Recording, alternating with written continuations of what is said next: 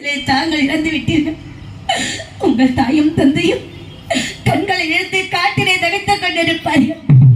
உங்களை பார்ப்பேனா, அவர்களை பார்ப்பேனா? இந்த பாவி என்ன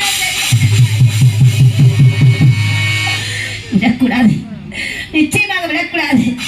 அந்த யமதர்மன் எங்கு சென்றால் என்ன, அந்த யம பத்திரமே சென்றாலும் கூட அன்னவரை பின்தொடர்ந்து சென்று நிச்சயமாக என் கணவனை வாங்கி வருகிறேன். அதுவரை இந்த உடலுக்கு எந்த விதமான திருங்கள் வராமல் இருக்க ஏன் அபாயவரி பூமாதேவி தாயே, இந்த உடலை பத்திரமாக பார்த்துக் கொள்ளுங்கள் அம்மா.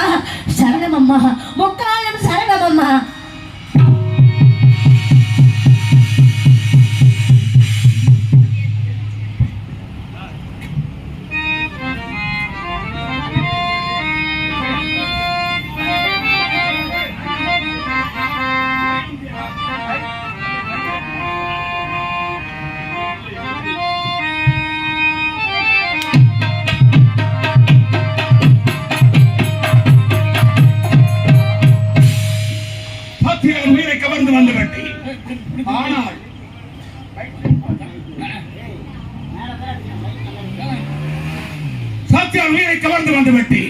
ஆனால் சாவித்திரியானவள் என்னை பின்தொடர மாட்டாள்.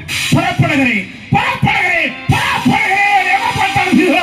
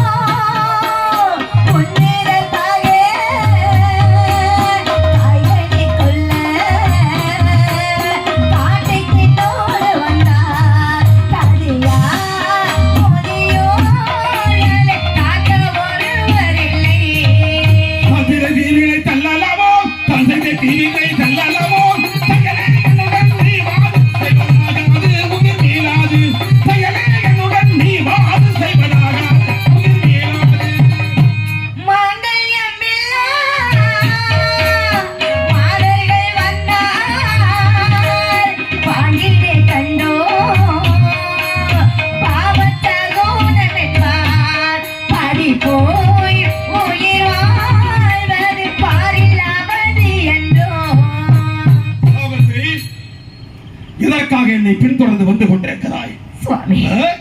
கானகத்திற்கு வந்த இடத்திலே என் கணவன் இறந்து விட்டார். இறந்து விட்டால் இறந்த உயிரை யாரிடத்தில் இருக்கு என்று பார்த்தபொழுது தாங்கள் என் கண்ணிலே பட்டீர்கள். அப்படி என்றால் என் கணவன் உயிர் உங்களிடத்தில் இருக்கிறது. என் கணவன் உயிரை கொடுத்து விடுங்கள். உங்களை பின்தொடர்ந்து இந்த பால் வரமாட்டேன். ஓடோடி சென்று விடுகிறேன். விந்தையாக இருக்கிறது அம்மா சாவித்திரி. உன் கணவனுக்கு ஆயுள் முடிந்து விட்டது. அவன் உயிரைக்கு மறந்து வந்து விட்டேன். அதற்காக என் கணவனோடு என் உயிரையும் எடுத்து செல்லுங்கள் என்று சொன்னாள். நான் எப்படி எடுத்து செல்ல முடியும்? எடுப்பேன். எப்பொழுது உன்னுடைய ஆயுளை பார்த்து உனக்கு ஆயுள் முடிகின்ற தருவாயிலே உன் உயிரை எடுத்து செல்வேன்.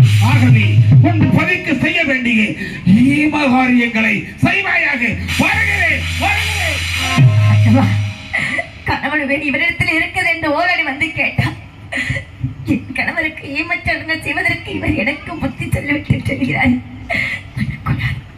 இவர் எங்கு சென்றால்